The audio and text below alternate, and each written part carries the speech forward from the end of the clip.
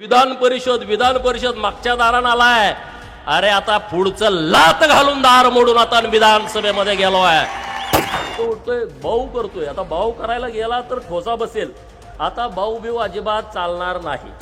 अरे का यांच्या कुणाच्या प्रस्थापिताच्या बापांची मालमत्ता नाही आहे. या प्रस्थापितांच्या छताडावरती तुम्ही नाचा. देवाभाऊ मुख्यमंत्री मध्ये whole power is our power. कशाला चिंता करताय? आपली रॅली येताना लाईट गेली तुम्ही बघितलं. ही बच्च्या लोकांचा खेळ आहे हा.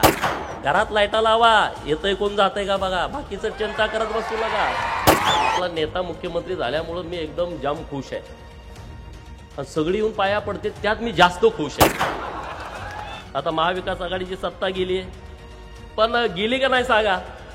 कुणाच्यात हिंमत आहे सरकारच्या विरोधामध्ये लढायची? समजा आता आपल्या सांगली जिल्ह्यामध्ये जयंत पाटील आहेत. हिंमत आहे लढायची? अरे अधिवेशन झालं मोठ्यानं बोलायला पण कोण विरोधक तयार नाही. मोठ्यानं बोलायला जरा बोलतोय लगेच माघार येतोय. जरा बोलतोय माघार येत. अरे हे तिकडं आहे का आमच्याकडे आहे काहीच कळलं. काँग्रेसवाले तरी ते पण बोलला जरा आवाज चढवून बोलला का परत तीच उत्तर देते. ती आमच्या सरकारला उत्तर देण्याची आवश्यकता नाही. प्रश्न पण तेच उपस्थित करतात. उत्तर पण तेच उपस्थित. हवालदिल झाले तो एकदम हवालदिल. काय दम नाही. विरोधक बी पाहिजे ना स्ट्रॉंग. त्याशिवाय मजा येत नाही. पण कोण स्ट्रॉंगच दिसत नाही. पुढं काम करायचं कसं करायचं. जरी कमी आजारी असले तरी त्यांना रिस्पेक्ट देऊन काम चालू आहे. परंतु जरा हिंमत येते ना.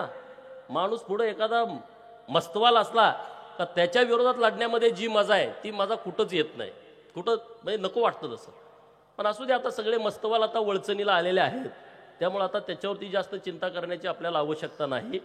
देवाभाऊ हा प्रस्थापितांचा कर्दन काळ आहे मित्रांनो. कर्दन काळ आहे. लटा लटा लटा कापतेत पाया पडतेत ही लोक. एवढं आता काय बोलू नये. सगळं वातावरण पेटतंय मी बोलल्यानंतर. पण अरे मी इतकं बघतोय ना अरे लाचार लोक आहेत. लाचार एक नंबरचे भित्रे. पोलीस स्टेशन शिवाय पान हलत नाही. विचार करा या सांगली जिल्ह्यामध्ये प्रत्येक पोलीस स्टेशनला एक यांचं न ऐकणारा पीआय आला हे घरी राहतच नाही.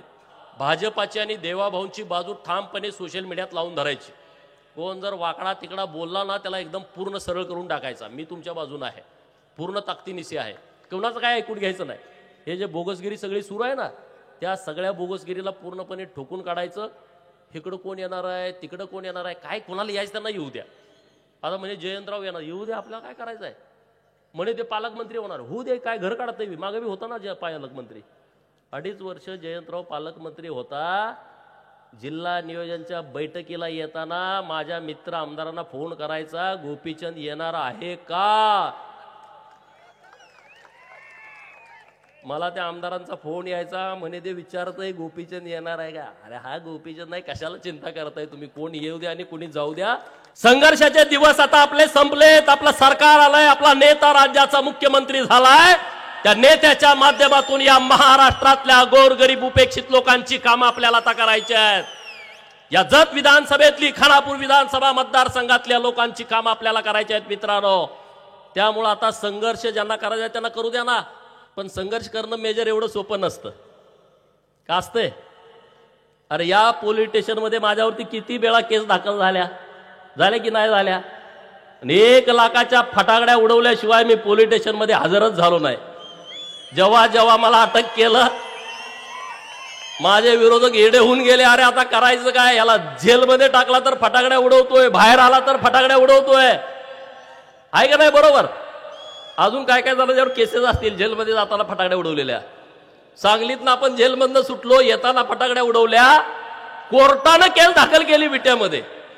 आटपाडीत केस दाखल झाली. म्हणजे गेलो सुटलो म्हणून परत 2 केसेस. जेलमध्ये गेलो 2-2 महिने राहिलो.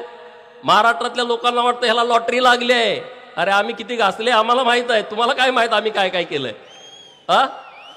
त्याला वाटतं ह्याला काहीतरी लॉटरी लागली आहे. विधान परिषद मागच्या दारानं आलाय.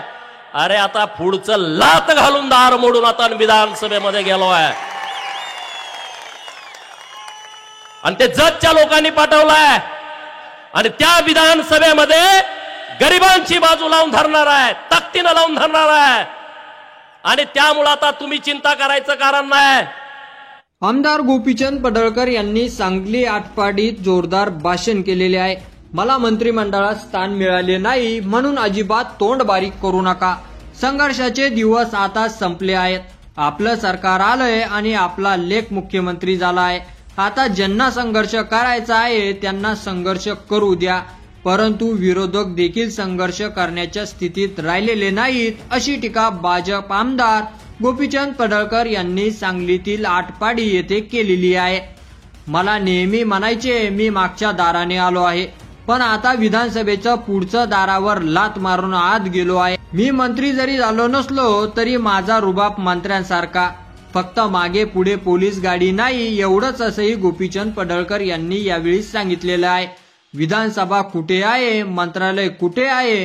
मुंबईमध्ये आम्ही विधानसभा कधी पाहिली नव्हती, मंत्रालय कधी बघितलं नव्हतं, असंही पडळकर यांनी म्हटलेलं आहे.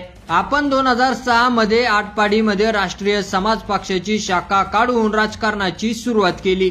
तेव्हा गोपीचंद पडळकर धनगराचा नेता आहे असं काही जण म्हणायचे, पण आटपाडी खानपुरा मधल्या लोकांनी माझ्यावर खूप प्रेम केलेलं आहे. मात्र मला जत विधानसभेचं तिकीट देऊ नये म्हणून अनेकांनी जंग पछाडले होते, परंतु जतकरांना माझा शब्द आहे, ज्या भावनेने तुम्ही मला आमदार केलं, माझा सन्मान केलाय, मी आता माझ्या आयुष्यामध्ये जतच्या मातीचा सन्मान वाढवेलच, असेच काम करणार, असं गोपीचंद पडळकर यांनी यावेळी बोललेलं आहे. आटपाडी ही माझी जन्मभूमी आहे, आता आटपाडी बरोबर जत ही माझी कर्मभूमी आहे, असंही गोपीचंद पडळकर यांनी म्हटलेलं आहे. 1 लाखाच्या फटाकड्या उडवल्याशिवाय मी कधी जेलमध्ये दाखल झालो नाही. जेलमध्ये जाताना आणि जेल बाहेर येताना आपण फटाकड्या उडवल्या. जत मध्ये सगळे नेते माझ्या विरोधात गेले, पण जनता माझ्या बरोबर होती. तुम्ही किती जरी आला तरी आम्ही पळणारे नाही. महाविकास आघाडीचे सरकार होत आणि माझ्यावर 307चा गुन्हा दाखल झाला. एसटीचा आझाद मैदानावर आंदोलन सुरू होतं आणि इथल्या एसपीने मला अटक करण्याचा परफॉर्म सोडले. मी आझाद मैदानावरच होतो, पण तुम्ही माझ्या सोबत असल्यामुळे मला अटक करण्याचं धाडस झालं नाही, असंही गोपीचंद पडळकर यांनी बोललेलं आहे. तर गोपीचंद पडळकर यांच्या प्रतिक्रियेवर तुम्हाला काय वाटतं ते तुम्ही आपल्या कमेंट बॉक्समध्ये लिहायला अजिबात विसरू नका. आणि असेच नवीन व्हिडिओ पाहत राहण्यासाठी आपल्या मराठी एल्गार या युट्यूब चॅनलला सबस्क्राईब करा. धन्यवाद.